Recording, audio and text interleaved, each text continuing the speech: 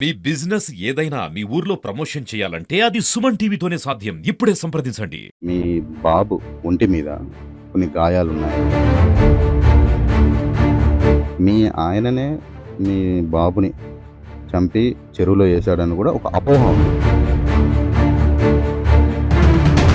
ఈళ్ళింట్లో భార్యాభర్తలకు ఏమైనా సమస్యలున్నాయా? పోస్ట్‌మార్టం తీసుకున్నాక పోస్ట్‌మార్టం రిపోర్ట్ ఏమొచ్చింది? Hi hello! Welcome to Suman TV. ప్రస్తుతం మనం మహబూబాబాద్ జిల్లాలోని గూడూరు మండలంలోని లక్ష్మణ్ తండాలో ఉన్నాము. ఈ లక్ష్మణ్ తండాలో ఒక బాబు మిస్సింగ్ అని ఒక 4 రోజుల క్రితము తన తల్లి ఇక్కడ గూడూరు మండలంలో ఉన్నటువంటి సబ్ ఇన్స్‌పెక్టర్‌కి తను ఫిర్యాదు ఇవ్వడం జరిగింది. ఫిర్యాదు అందుకున్న తర్వాత వాళ్ళు దర్యాప్తు చేస్తున్న క్రమంలోనే బాబు ఇక్కడనే భూపతిపేటలో ఉన్నటువంటి ఒక చెరువులో శవమై తేలాడు. ఒక అనుమానాస్పదంగా తను మృతి చెంది ఆ బాబు ఒంటిపై గాయాలుండడం కూడా ఒక అనుమానానికి దారితీస్తుంది. ప్రస్తుతం అయితే మనం ఆ బాబు తండ్రి దగ్గర ఉన్నాము. అంటే వాళ్ళ ఇంటి దగ్గరొచ్చాము. ఇక్కడ వాళ్ళ తండ్రితోని మాట్లాడే ప్రయత్నం చేద్దాము. అసలు ఆ బాబు ఎలా మిస్ అయ్యాడో, ఆ రోజు బాబు ఒక ఫంక్షన్‌కి ఎళ్లి వస్తున్న క్రమంలోనే తన ఆటోలో వస్తూ అక్కడ ఆగి నిద్ర చేశారు. తెల్లారి బాబుని అంటే వీళ్ళు తెల్లారి లేచేసరికి ఆ బాబు మిస్సింగ్ అని చెప్పేసి తెలవడంతో హఠావుటిన పోలీస్ స్టేషన్‌కెళ్ళేసి వీళ్ళు ఫిర్యాదు చేయడం జరిగింది. ప్రస్తుతం మనతో పాటు బాబు తండ్రి ఉన్నారు. మీ పేరు ఏం పేరండి? కృష్ణమూర్తి. కృష్ణమూర్తి గారు. అంటే మీరు ఏం చేస్తారు? నేను ఆటో తోలుతా. మీరు ఆటో తోలుతారు. అది ఏం జరిగిందసలు? అయితే అక్కడ ఫంక్షన్‌కెళ్ళేసినాం. ఫంక్షన్ ఎళ్ళేసినంక ఇగ అక్కడి నుండి నేను బండి స్టార్ట్ చేసుకొని వస్తుండగా బాబు వచ్చి డాడీ సెల్ అన్నాడు. సెల్ ఇచ్చేసరికి లోపల బండిలోనే కూర్చున్నాడు. కూర్చున్నాక నేను అట్నే ఇటొచ్చేసి నాకు ఒకటేసారి నిద్ర వచ్చినట్టయింది. మళ్ళా తెల్లారి లేసి చూసేవరకి బాబు లేడు. అంటే మీరు ఆ రోజు ఫంక్షన్‌కెళ్ళి వచ్చే క్రమంలో మీరు మద్యం మత్తులో ఉన్నారు. మద్యం మత్తులో ఉన్నప్పుడు మీరక్కడ ఏదైతే సీతానగరంను, భూపాలపేట మధ్యలో ఒక బ్రిడ్జ్ దగ్గర మీరు వెహికల్ ఆపుకున్నారు. అదే బాబు మీరు వెహికల్ ఆపినప్పుడు మీతోనే ఉన్నాడా? ఉన్నాడు. ఉన్నాడు. ఉన్నాడు. అంటే మీరు బాబు వెనక సీట్‌లో పడుకున్నాడా? బాబు సీట్‌లో పడుకున్నాడు. నేను వెనక సీట్‌లో పడుకున్నాను. ఆహా! ఆటోలో ఉండేది ఒకటే సీట్ ఉంటుంది గదా! కాకపోతే నాది మామూలు సామాను గిట్లా యేసుకునే సీట్‌లో నేను పడుకున్నా. బాబేమో మధ్య సీట్‌లో పడుకున్నాడు. సీట్‌లో పడుకున్నారు. మరి మీకెప్పుడు తెలిసింది బాబు మిస్సింగ్ అయ్యాడని? మార్నింగ్. మార్నింగ్. అంటే మార్నింగ్. మార్నింగ్ వరకు మీరు లేవలేదు. లేవలే. మార్నింగ్ లేసిన తర్వాత మీరు ఎక్కడికెళ్లారు? అంటే మరి బాబు ఒకసారి మిస్ అయిపోయేసరికి, మీకు కనపడకపోయేసరికి మీరు భయాందోళన చెందుతారు గదా! మీరేం చేశారు? అప్పుడు డైరెక్ట్ ఆటో యేసుకొని వచ్చి మళ్ళా ఇంటికొచ్చిండేమో అని జెప్పేసి ఈడ జూసినాం. ఈడ నుండి చూసి మళ్ళా బాబు లేడంటే మళ్ళా అక్కడికెళ్ళి ఎతికితే మాకు అవుపడలే. అవుపడకపోయేసరికి మళ్ళా స్టేషన్‌కెళ్ళిపోయినాం. స్టేషన్‌లోనే ఆ రోజు మొత్తం స్టేషన్‌లోనే ఉంచిళ్ళు. స్టేషన్‌లోనే ఉంచి వాళ్ళు గూడా వచ్చి చూసిళ్ళు ఇక్కడ. ఇక్కడ యెల్లాపురము ప్లస్ భూపతిపేట మళ్ళా పోతే మళ్ళా గూడూరుకి తీసుకెళ్లారు. తీసుకెళ్ళేసి సాయంత్రం అక్కడనే కూర్చోబెట్టుకున్నారు. ఇక్కడ సాయంత్రం స్టేషన్‌లో కూర్చోబెట్టుకున్నారు. స్టేషన్‌లోనే. ఏమన్నారు? పోలీసు వాళ్ళేమన్నారు? ఏం జరిగింది అని అడిగిళ్ళు. ఇదే జరిగింది సార్ అని చెప్పేసాను. మీ బాబు మిస్ అయింది ఒకటో తారీఖు 29వ తారీఖు రోజు, ఆ రోజు మిస్ అయిపోయాడు.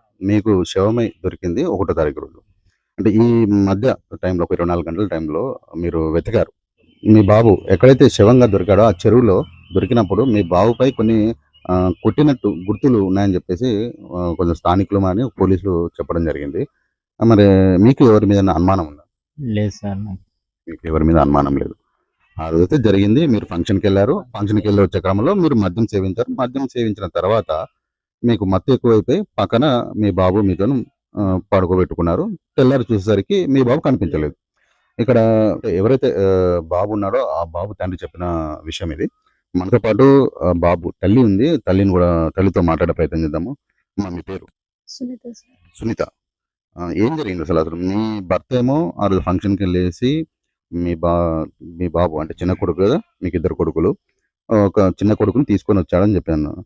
మీ భర్త ఆ రోజు ఫంక్షన్‌కెళ్ళాడా మరి? కలిసే పోయినాం సార్. మీరు నలుగురు కలిసే వెళ్లారు. మరి ఏమైంది ఆ రోజు? మరి మీరు నలుగురు కలిసి మీరు ఫంక్షన్‌కెళ్ళినప్పుడు మీరు నలుగురు కలిసి రావాలి గదా! రావాలి గానీ ఈయనకి కొంచెం డ్రింక్ ఎక్కువయ్యేసరికి వద్దని చెప్పిన. అయితే కొంచెం తాగున్నాడు. సరే నేను ఇంటికి పోతా అంటే ఒక దెబ్బ నన్ను బాగా ఇబ్బంది పెడతా అంటే ఒక దెబ్బ ఏసేసరికి నేను డ్యాడీతోనే పోతా అని చెప్పిండు సార్. హ్మ్. అయితే సరే తీసుకొని పోనీ అయితే ఇంక కొంచెం తాగినోడు గదా! నేనైనా వస్తా అని 2, 3 సార్లు ఫోన్ చేస్తే ఫోన్ తీయలేదు. హ్మ్.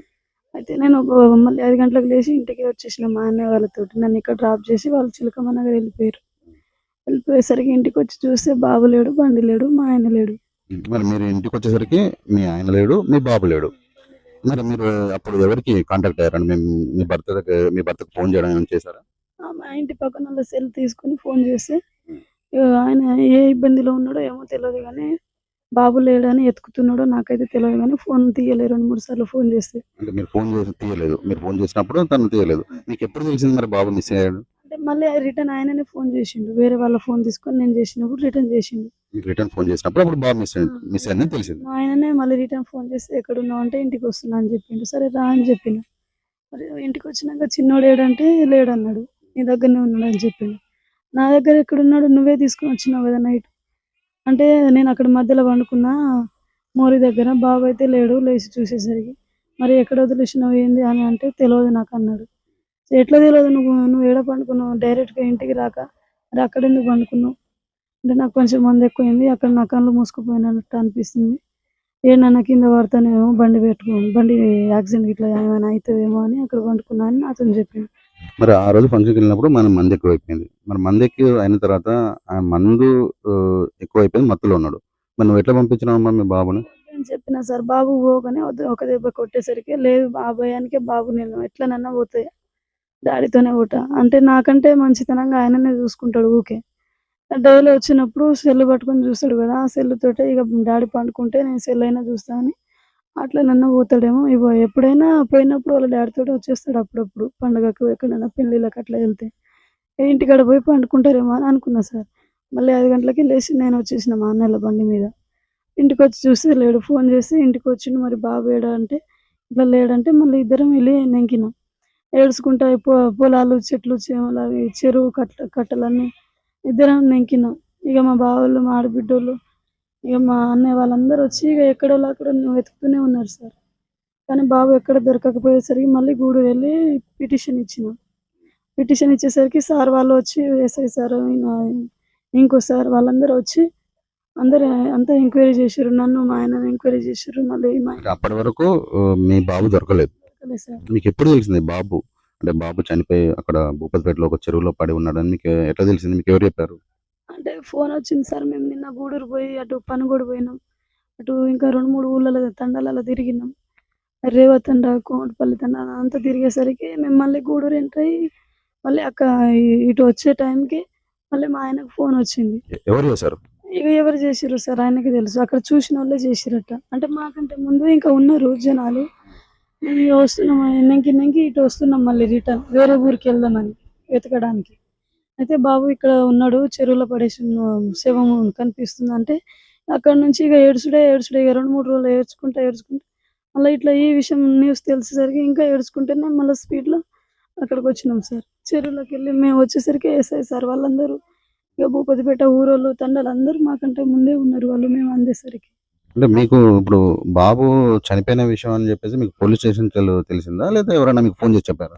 ఫోన్ చేసి చెప్పాను. వేరే వాళ్ళు ఫోన్ చేసి చెప్పారు, పలానా శవం అని చెప్పిందా, మీ బాబు అని చెప్పాడా? మా బాబానే చెప్పారు. మీ బాబు అని చెప్పారండి. మీ తెలిసిన వాళ్ళ చెప్పింది? మా బామ్మడిది. మీ బామ్మరి చెప్పాడు.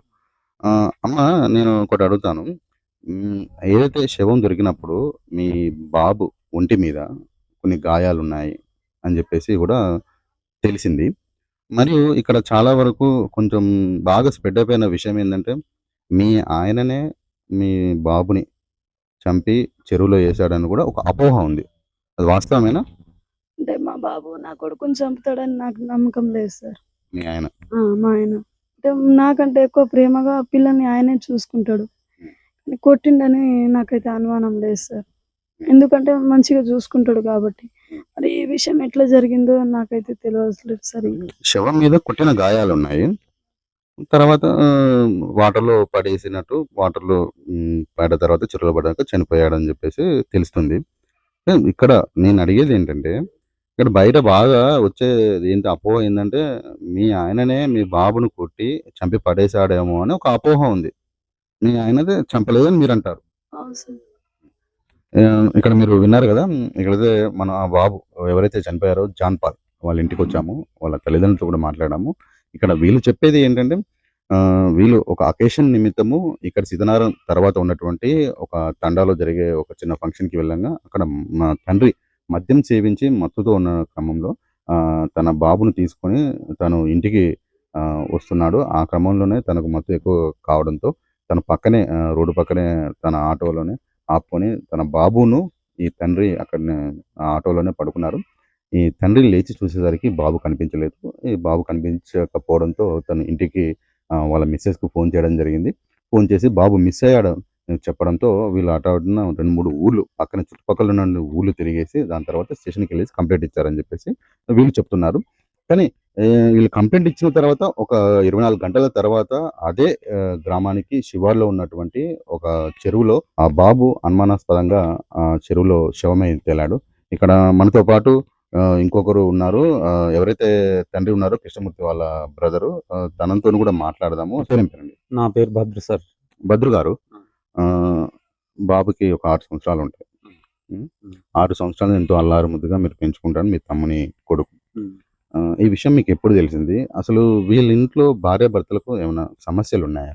సమస్యలు ఏమి ఉండవు సార్. కాకపోతే మావోడు కొంచెం డ్రింక్ ఎత్తప్పుడు ఆటో పొద్దున నడిపిన తర్వాత కొంచెం తాగుతాడు. అదే విషయం వీళ్ళు ఫంక్షన్‌కి పోయిరట. పోయినా 11 గంటల టైంలో కొంచెం తాగి ఉన్నాడో ఏమో పొద్దున్న ఆటో నడిపిండు. వచ్చేద్దాం అన్న టైంలో బాబు కూడా వస్తానన్నాడట. ఏదో చిన్నపాటి వాళ్ళ అమ్మ ఏదో అన్నది. వస్తాననంగా ఆయన కూడా ఎక్కించుకున్నాడు. ఈయన కూడా వచ్చిండు. వచ్చేసరికి అక్కడ ఏదో డ్యామ్ ఉన్నదట. ఆ డ్యామ్ కాడ ఆపేసి ఈయన పన్నాడు, ఆయన పన్నాడు. ఈయన మెలకువ వచ్చేసరికి చూసేసరికి బాబు లేడట. ఆ విషయం పొద్దున ఇక్కడికొచ్చేసరికి మాకు తెలిసింది. మాకు ఫోన్ చేసిండు. మేము పోయి ఇక అంతా వెతికినాం. లేడు. లేకపోయేసరికి మేము పోలీస్ స్టేషన్‌కి పోయినాం. ఇక అందరూ వాళ్ళతోని స్టేషన్‌కి పోయి పిటిషన్ ఇచ్చి ఇచ్చినాం. ఇప్పుడు ఎస్ఐ సార్, సిఐ సార్ వాళ్ళందరూ వచ్చి అంతా ఎతికిర్రు. యాడ దొరకలే. యాడ దొరకకపోయేసరికి ఇక మేము కూడా సార్ వాళ్ళ ఒకరోజు వీళ్ళిద్దరిని అక్కడనే ఉంచుకున్నారు. వాళ్ళు చేసేది ఎంక్వైరీ వీళ్ళకు చేస్తూనే ఉన్నారు. మేము ఎతుకుతూనే ఉన్నాం. ఎతికిన తర్వాత దొరకలేదు. తర్వాత రెండో రోజుకి 24 గంటల తర్వాత మేము అడ్డు ఎతుకుతాను. మన ఆ ఊరి వాళ్ళే మన చెరువులలో టాయిలెట్‌కో దేనికో అనిపోయారట ఇద్దరు. వాళ్ళకి కనిపించిన తర్వాత మాకు ఈ తండా వాళ్ళకు సమాచారం ఇచ్చిర్రు. వీళ్ళు తర్వాత మాకు ఫోన్ చేసేసరికి అక్కడ పోయి చూస్తే బాబు అలా శవమై ఉన్నాడు. తర్వాత ఆ బాబుని తీసుకొని మన ఎస్ఐ సార్ వచ్చారు. ఆయన వచ్చి బాబుని చూసి తర్వాత నర్సంపేట పోస్ట్‌మార్టం తీసుకుపోయినాం. ఇప్పుడు మరి పోస్ట్‌మార్టం తీసుకున్నాక పోస్ట్‌మార్టం రిపోర్ట్ ఏమొచ్చింది? పోస్ట్‌మార్టం గురించి ఏమన్నా చెప్పారా? అది ఇంకా చెప్పలేదు. సార్ వాళ్ళు చెప్పారు. అయితే ఇంకొక విషయం అండి.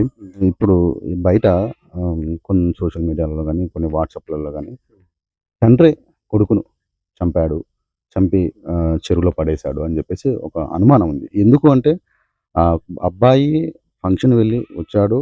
అప్పుడు ఎలాంటి దెబ్బలు ఏమి లేవు. మామూలుగా తల్లి కొట్టింది అని చెప్పేసి అంటున్నారు.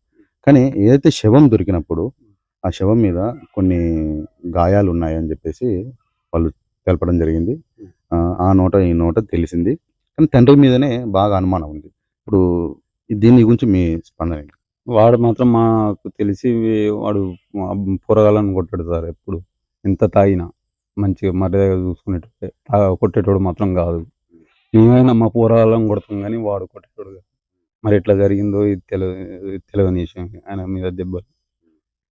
ఇప్పుడు జాన్ పాల్ చనిపోవడానికి కారణం ఏంటంటారు? అంటే ఏమన్నా వ్యక్తిగత కక్షలు కానీ మీ బ్రదర్ అలాంటివి ఏం లేవు. వీళ్ళకి పెద్ద ఏదో వ్యక్తిగత అంత పెద్ద గొడవలు అయితే ఏం లేవు సార్. మీకు ఏమన్నా అనుమానం ఉందా మీదైనా? అలాంటిది ఏం లేదు. మొత్తానికైతే మీరు ఇప్పుడు విన్నారు కదా, జాన్ పాల్ వాళ్ళ పెదనాన్న చెప్పేది. జాన్ పాల్ ఒక 3 రోజుల క్రితం మిస్ కాగా ఇక్కడ ఉన్నటువంటి బొగ్గుపేటలో ఒక చెరువులో అనుమానాస్పదంగా మృత్యువాత పడ్డాడు. అది చంపారా లేకపోతే అనుకోకుండా చెరువులో పడి చనిపోయాడా అనేది ఒక ప్రశ్నార్థకంగా మారింది. ఈ కేసు అనేది ఎలాంటి కొలిక్కొస్తుందో వేచి చూడాలి. మీ బాబు ఒంటి మీద కొన్ని గాయాలున్నాయి. మీ ఆయననే మీ బాబుని చంపి చెరువులో వేసాడని కూడా ఒక అపోహ ఉంది. వీళ్ళ ఇంట్లో భార్యాభర్తలకు ఏమైనా సమస్యలు ఉన్నాయా? పోస్ట్‌మార్టం తీసుకున్నాక పోస్ట్‌మార్టం రిపోర్ట్ ఏమొచ్చింది?